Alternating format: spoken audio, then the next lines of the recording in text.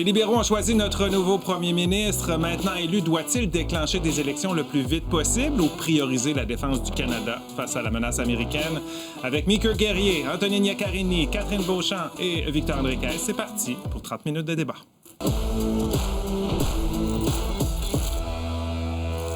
On peut dire que le compte à rebours est officiellement commencé. Il reste 14 jours avant la fin de la prorogation du Parlement à Ottawa. Ça veut dire 2 semaines au cours desquelles Mark Carney risque de ne pas avoir le temps de se tourner les pouces. Le premier ministre désigné va devoir mettre son équipe en place, enfin, choisir son cabinet ministériel. Tout ça en plus de gérer la crise tarifaire avec les États-Unis et les nombreux changements de cap de Donald Trump. C'est à peu près aux 2 jours.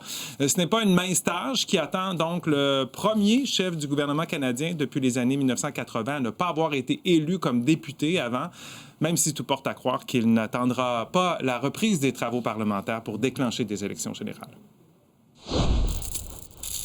The next Prime Minister of Canada, Mark Carney, with 131,674 votes. Près de 86 %, c'est la proportion d'appui que Mark Carney a récolté pour devenir le nouveau chef du Parti libéral du Canada. Une double nomination pour l'ancien gouverneur de la Banque du Canada qui deviendra en fait le 24e premier ministre du pays. Je tiens à vous remercier, chers libéraux, de m'avoir accordé le plus grand honneur qui soit. Dans son discours, il s'est engagé à rester ferme face aux nombreuses menaces de Donald Trump. Les Américains veulent nos ressources. Ça va détruire notre façon d'être. My government will keep our tariffs on until the Americans show us respect. Lundi, le premier ministre désigné était déjà au travail. Il a entre autres rencontré Justin Trudeau pour préparer la transition. Nous avons discuté plusieurs sujets, y compris les relations canado-américaines, des enjeux de sécurité nationale et des enjeux qui concernent la transition. Cette transition va être rapide et efficace. Les partis d'opposition souhaitent qu'elle soit très courte et que Mark Carney déclenche rapidement des élections. Que la campagne commence parce qu'à l'heure actuelle, on commente le panneau indicateur avant que la game commence. On va avoir une élection et on doit avoir une élection. Les libéraux essaient de tromper les Canadiens pour se faire élire une 4e fois. Mark Carney est tout comme Justin. C'est du pareil au même. L'effet Carney se fait pourtant sentir dans les intentions de vote au pays. Un sondage réalisé au début mars plaçait les libéraux devant les conservateurs avec 41 % des appuis. Une position confortable qui pourrait influencer le nouveau chef libéral. We are Canada strong. Vive le Canada! Merci tout le monde.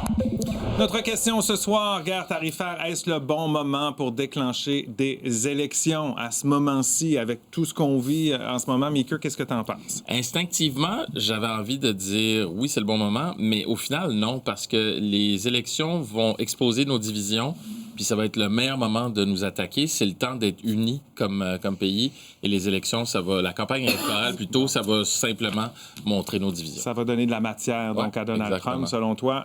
Antonine? Mais ces débats-là, ces divisions-là, c'est des choses qui existent. Il faut en débattre. On a besoin d'avoir un gouvernement qui a un mandat fort de la population. Ça prend des élections. Catherine?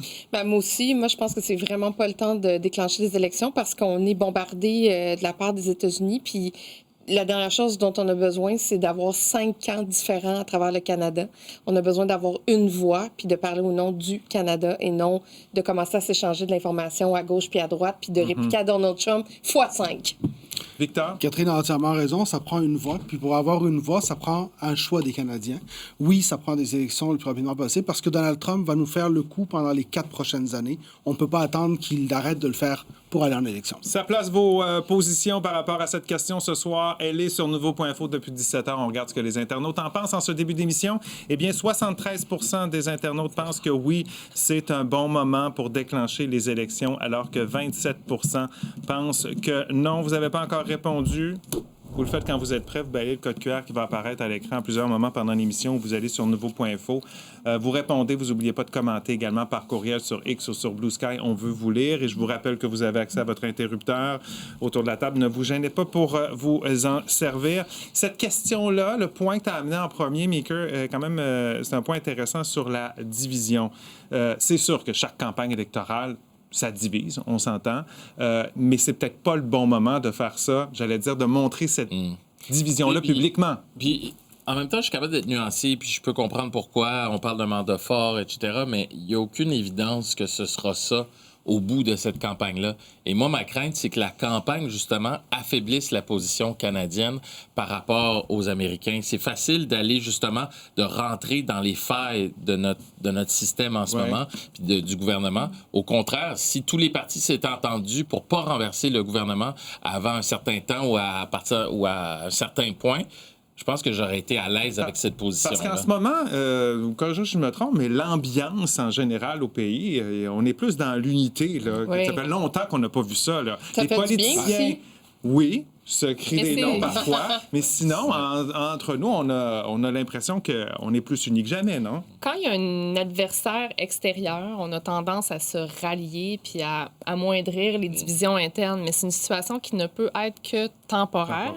Et il y a des débats qu'on doit avoir. La situation depuis les dernières élections, c'était en 2021, là, les dernières élections, la situation a beaucoup changé. Puis les faiblesses dont on parlait tantôt, des divisions qu'on ne veut pas avoir face à une crise comme avec Donald Trump, le contraire est vrai aussi, c'est-à-dire que Donald Trump pourrait aussi exploiter la faiblesse actuelle de notre gouvernement avec un premier ministre qui est non élu, qui n'a pas reçu nécessairement un mandat de la population. Ça aussi, ça peut être exploité. Donc, j'aurais tendance à dire, on met ça de côté, on essaie d'oublier Trump un peu, puis on fait une campagne électorale sur nos enjeux au Canada et oui aussi sur la guerre commerciale. C'est ça qui va être le problème, c'est que je pense pas qu'on va faire une campagne électorale sur nos enjeux, on va faire une campagne électorale sur les enjeux avec les Américains.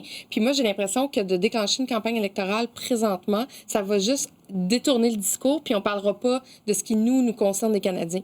Fait que mais les Canadiens ont le droit de On parle savoir de nos enjeux par rapport qu'est-ce qui est proposé. aux États-Unis, c'est tout. C'est tout. c'est Ça, ton il va y avoir un impression. sujet de discussion, puis ça va être ça. Mais les Canadiens peuvent choisir. Je comprends l'inquiétude de Catherine, puis tu sais, il va falloir justement que les chefs politiques J'aime ça quand tu se me comprends. concentrent là-dessus. On est presque d'accord sur tout, Ça sauf... durera peut-être pas longtemps. Non, exact. Mais puis c'est important parce qu'il va falloir que les chefs de partis politiques à la prochaine élection soient responsables par rapport à ça. Là, ce qu'on a besoin, c'est de comprendre deux choses. La première, c'est de savoir c'est quoi le plan d'action de chacun de ces gouvernements-là pour les 4 prochaines années. Pourquoi on a besoin d'un mandat fort? C'est parce qu'idéalement, on aurait un gouvernement qui serait là plus longtemps que Donald Trump, en partant. Là. Ce qui ferait que la personne négocierait pas sur la base de dire tant que Donald Trump est là, négocierait sur la base de dire moi, je suis là plus longtemps que vous, Monsieur le Président. Alors maintenant, on va discuter. Alors, on parle de 3, 4, 6 semaines. Moi, je pense qu'au contraire, plus on attend, plus ce terme-là va dépasser Donald Trump. Mais on n'aura pas agi à long terme. Le problème, c'est qu'en ce moment, on fait des actions sur le court terme. En ce moment, Justin Trudeau a essayé de faire des choses, mais c'est très court terme. Oui, mais essaie de faire des actions sur le long terme avec quelqu'un qui t'annule un tarif le lendemain qu'il l'a instauré. Il faudra le faire. Et c'est là où la discussion va se faire au niveau d'une élection. C'est qu'il faudra trouver des façon de dire notre économie doit tourner. Parce que la situation actuelle, elle est permanente. Au moins pour les 4 prochaines années, c'est une sécurité. Peut-être plus, parce que à partir du moment que la relation avec les États-Unis, qui était notre ami... C'est plus la même. je veux dire, un ami blessé, les amitiés ne restent jamais les mêmes en général on peut pas dans la prendre pour vie. acquis que dans 4 ans, tout va redevenir comme avant. Donc, quand on parle de décision, par exemple, la gestion à court terme, c'est peut-être, les contre-tarifs, sur quoi... c'est ce qu'on vit à toutes les semaines. Mais à long terme, on est plus dans la transformation de notre économie et dans la rendre un peu moins dépendante des États-Unis. Puis ça prend pas 3 mois à mettre en place. Ça prend pas 3 mois. Il faut avoir comme une espèce d'objectif qui est comme un phare. Et pour ça, il faut que les partis nous proposent c'est quoi leur plan puis c'est quoi les objectifs à plus long terme. Ça peut pas juste être des réactions. Puis je comprends que récemment, on trouvait que Justin Trudeau était un peu meilleur puis qu'il se comportait en premier ministre. Un peu, beaucoup meilleur. Oui, mais... c'est une situation qui est pas normale non plus, puis on n'avait pas les mêmes attentes envers Justin Trudeau qui avait annoncé sa décision. Maintenant, on a le droit de savoir, le Parti conservateur, le NPD, le Parti libéral, qu'est-ce qu'on nous propose exactement? Comment on va transformer notre économie? Comment on va faire face à cette crise-là? Oui, on a entendu certaines choses, mais pendant une campagne électorale, on se concentre vraiment là-dessus. Il y a des débats aussi, parce que c'est bien le fun, Mark Carney, là, et son débat, là, tout le monde disait « Ah oui, bravo, tu as raison, Mark », puis tout le monde était d'accord. Moi, j'ai besoin qu'on challenge les idées, qu'on fasse un choc des idées pour que les gens aient vraiment un choix puis qu'on ait un gouvernement qui ressorte de là avec un mandat fort. Mais ça, on peut le faire aussi en collaboration. On n'est pas obligé d'aller en élection tout de suite pour le faire. Je dis pas de jamais y aller non plus, mais il y a une raison pour laquelle... mais il n'y aura pas de collaboration. Non, je sais que c'est cute, mais pourtant, on en a en ce moment, tu sais, puis on a déjà été capable de le faire. pendant la pandémie aussi. Exactement. Puis l'autre chose, n'oubliez pas qu'il va y avoir une période électorale. Il y a 2 choses. Premièrement, on fait quoi si pendant la campagne, on se fait attaquer encore de nouveaux tarifs, etc.? On réplique. Oui, mais c'est ça, mais on réplique comment? Ça, pour moi, c'est important d'avoir une période justement de pause, d'accalmie, où au pays, on se réunit, on se regroupe et on est capable de répondre à ça. T'as l'impression que pendant la campagne, on n'a personne pour répondre? Pourtant, le gouvernement... Oui, il reste en place. Mais il est en campagne, le gouvernement.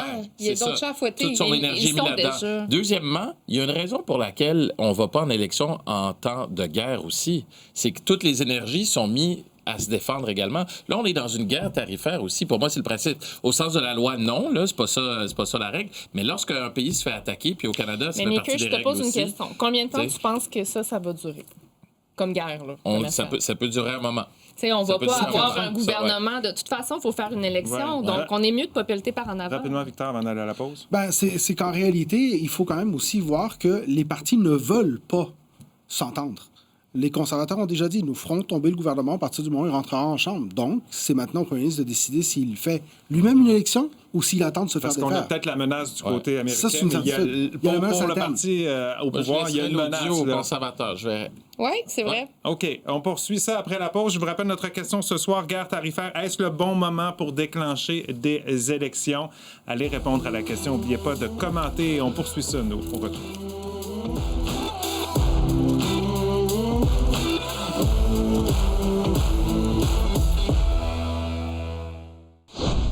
On est de retour au débatteur. Je vous rappelle notre question ce soir concernant cette guerre tarifaire et cette, menace, plus probabilité d'élection à court terme.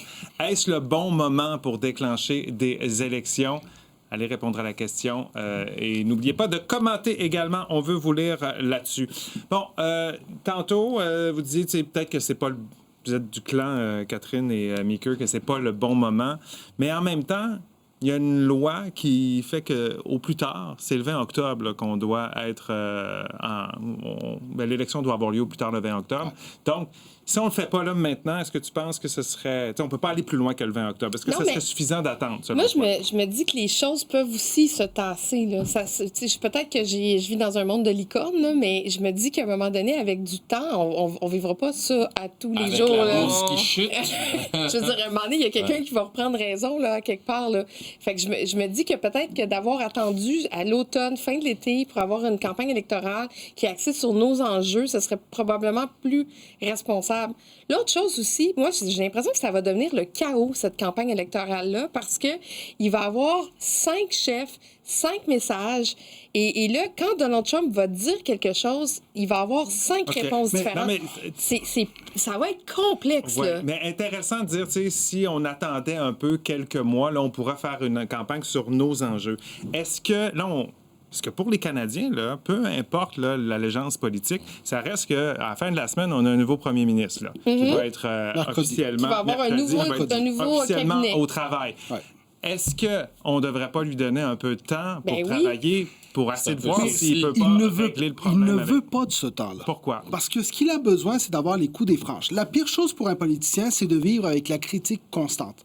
Et en ce moment, vous avez un homme qui s'appelle Pierre Poilievre, qui, quelle que soit la personne qui va être là, va chercher à la définir de façon négative. Donc, pour Mark Carney, le choix est simple. Soit il laisse Pierre Poilievre dépenser de l'argent sans compter, sans que ça rentre dans les dépenses électorales, et le critiquer, le définir comme étant un technocrate élitiste qui n'écoute pas le peuple, soit il s'en va en élection confronter ses idées à celles de Pierre Poilievre. Le choix, il est là. Et c'est pour ça qu'on n'a pas d'autre choix que d'avoir des élections. Ou on donne la chance au coureur et il réussit quelque chose qu'on n'aurait pas pensé. Le coureur ne peut pas agir de façon longue. Et pourquoi il ne pourrait pas nous surprendre? Parce qu'il a besoin d'un budget. Du mandat, je la comprends tout à fait. Sauf qu'on peut aussi retarder. Exactement, c'est temporaire. Il peut se faire élire dans une élection. Il y a un enjeu de légitimité qui va faire en sorte qu'il n'y aura pas les coups des franches. Ça, je le comprends tout à fait. Mais il y a moyen de régler ça aussi. Mais on est dans une situation d'urgence. Là. Oui, il y a l'enjeu de cet enjeu-là, mais en même temps, dans une situation exceptionnelle comme on vit là, il n'y aurait pas moyen que les partis d'opposition disent OK. On va Pendant se un donner mois un et demi de break. temps, on met ça sur la glace. L'idée, en ce moment, la priorité, c'est de s'assurer que le Canada n'est pas en train de trop perdre devant les États-Unis. Mais là, on va juste revenir un peu en arrière. OK? Les conservateurs ont été premiers dans les sondages pendant 2 ans. Oui. Les libéraux ont été au pouvoir pendant 10 ans. Là, je regardais le vote tantôt. D'ailleurs, je suis très fière des gens qui sont pour une élection, parce que souvent, quand on demande aux gens s'ils veulent une élection, la réponse, c'est non. Donc, moi, je sens qu'il y a vraiment une envie de savoir c'est quoi le plan de chacun et d'avoir un gouvernement qui a les coups des franges pour faire face à Trump. C'est pas l'idéal. Effectivement, si on pouvait remonter dans le temps, revenir à l'automne dernier, on aurait préféré maintenant avoir un gouvernement tout de suite qui a les coups des franges, mais la politique étant ce qu'elle est, c'est pas ça qui s'est passé. Ou à l'inverse, avancer dans le temps, parce que je regarde le taux, pas d'approbation, mais comment les gens sont satisfaits de comment le premier ministre Trudeau se comporte depuis qu'il y a les menaces tarifaires. Peut-être que s'il avait attendu pour démissionner, on aurait une perception différente aussi. Son bilan aussi, il doit le porter. Là. Puis là, on va pas tout effacer ce qui s'est passé dans les 10 dernières années. Je dis pas qu'il est parfait non plus, mais ce que je dis, c'est que la perception change, les choses changent aussi en politique. Et la question, c'est, on est en guerre tarifaire, est-ce le bon temps de faire une élection? Moi, si on revient dans le temps, je suis d'accord avec toi, mais là, on est en guerre tarifaire, fait qu'on a un problème. On va l'être pendant 4 ans. Mais politiquement, là, peu importe pour le parti, que c'est dans l'opposition ou tu es M. Carney, d'attendre, c'est pas nécessairement un avantage, dans le sens que si M. Carney fait de bons coups, ça peut l'avantager, donc désavantager l'opposition dans le cas d'une élection dans quelques mois, mais l'inverse aussi est possible. Est-ce que vous vous rappelez, en 2008, dernière crise financière, Jean Charest s'en va en élection générale. En 2007, il est minoritaire, puis il dit « J'ai besoin d'avoir les deux mains sur le volant ». Ça veut dire quoi? C'est que j'ai besoin de pouvoir voter un budget sur mes principes. J'ai besoin de changer certaines lois selon mes principes. Dans le cas de Mark Carney, par exemple, s'il devenait premier ministre, demain, lui, il dit il faut revoir l'économie canadienne, il faut revoir la réglementation. Il n'a pas le pouvoir de le faire parce qu'il n'a pas la chambre pour ça. Mais moi, c'est pour ça que les gouvernements doivent être... Je pense que les libéraux, si je veux faire du mélange sur ce que tu dis aussi, là, moi, je pense que le seul avantage aussi des libéraux, c'est d'aller faire une campagne parce qu'ils sont en hausse de popularité. Fait qu'eux, ils ont avantage à faire ça le plus rapidement possible.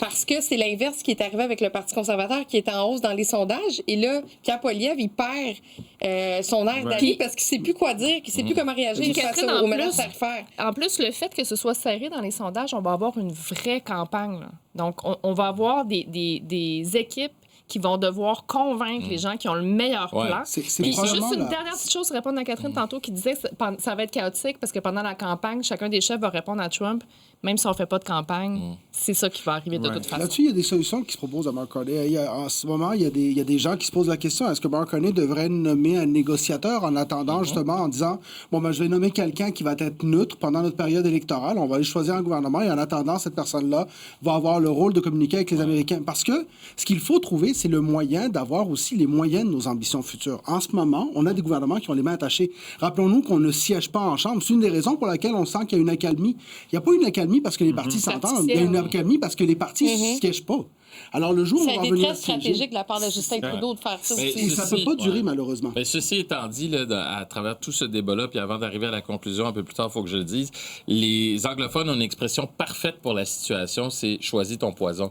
T'sais, parce que qu'on aille à gauche ou à droite en ce moment, on est mal pris. Qu'on aille en élection ou pas, on est mal pris. Puis il faut se sortir de la situation. Donc, une solution est aussi bonne ou aussi mauvaise que l'autre, mais c'est le temps qui va nous dire. Pris, autant se donner un vrai mandat. Puis la démocratie, pour moi, c'est toujours la bonne voie. Mais se donner un vrai mandat, il va falloir que ce soit, donc, ce que j'en comprends, que ce soit majoritaire. C'est ça, c'est pas un gouvernement majoritaire. Ça, ce sera le rôle des Canadiens, parce qu'en même temps, les gens vont choisir. C'est juste que le mandat va être récent. Si les Canadiens décident que c'est un gouvernement de coalition, de cohabitation minoritaire, ce sera ça. Mais il n'y a pas un parti qui aura la légitimité de le faire tomber après 2 semaines. On va avoir un sérieux problème si c'est ça, parce que l'histoire va se répéter. Les gens vont choisir. Pas nécessairement, parce qu'il y a des gouvernements minoritaires qui font des alliances qui peuvent être très solides. Ça dure en moyenne 2 ans environ. 4 ans, Justin Trudeau a fait 4 ans. C'est mieux que 6 mois d'incertitude. Commentaire de Denis pour aller à la pause. Il répond à notre question. Donc, est-ce que c'est le moment de déclencher des élections? Il dit oui. De toute façon, ce sont les Américains qui peuvent arrêter Trump dans son délire. Le Canada n'a que très peu de pouvoir face à lui. C'est encore pire que ma réponse. On s'arrête quelques minutes au retour d'autres commentaires, puis on verra si l'aiguille a bougé.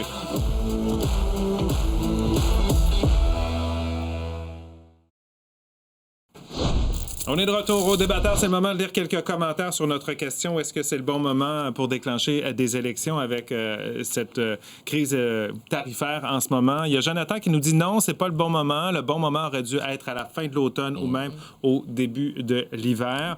Louis-Philippe nous dit oui, c'est le moment. Quant à la soi-disant guerre tarifaire ou à l'urgence économique, ce ne sont que des prétextes politiques pour maintenir le gouvernement en place. Ben, je pense que déjà le gouvernement, le premier ministre a déjà démissionné. Juste 2 secondes, Louis-Philippe, la soi-disant guerre tarifaire, je ne sais pas s'il écoute ce que Donald Trump dit, là, mais c'est assez clair. Il a été très clair qu'il attaque le Canada. Je pense que ça ne peut pas être plus clair que ça. Là. Toutes les semaines, il y a des nouvelles mesures qu'on enlève, qu'on met, mais on est beaucoup dans la menace, souvent. Jocelyne qui nous dit non, les membres du cabinet actuel connaissent bien le dossier et ont des contacts américains qui peuvent les aider, d'autant plus que l'économie américaine est en train de s'embourber avec les tarifs. Bon. Je voulais faire du mélange là-dessus parce que je souhaite que le prochain Conseil des ministres qui va être déterminé cette semaine soit apte à au moins gérer la guerre tarifaire parce que moi, en tout cas, si j'étais Mark Carney, je ferais pas trop de changements. Je m'arrangerais pour avoir les mêmes personnes clés à la même place puis de pas trop changer parce Stabilité, que tu mets pas quelqu'un d'inexpérimenté là-dedans. Qui n'aura pas le temps de commencer à lire le dossier. Pierre Poilievre va dire c'est du pareil au même avec Justin Trudeau. Ça va donner l'argument. De toute façon, il s'en sort pas, le pauvre. Il le dit déjà. Un poste quelconque, ça pourrait peut-être faire baisser la tension. Pas fou. OK. Avec, il y en a qui disent on aurait dû avoir les élections avant, bien avant la situation qu'on vit en ce moment. Est-ce que, justement, à cause de la situation qu'on vit, est-ce que vous pensez ou auriez-vous comme conseil au parti de faire attention au ton de cette campagne électorale-là? Est-ce que le ton sera différent? Moi, je suis convaincu que le ton va être différent parce qu'en ce moment, non seulement le ton, mais aussi les arguments qu'on va utiliser.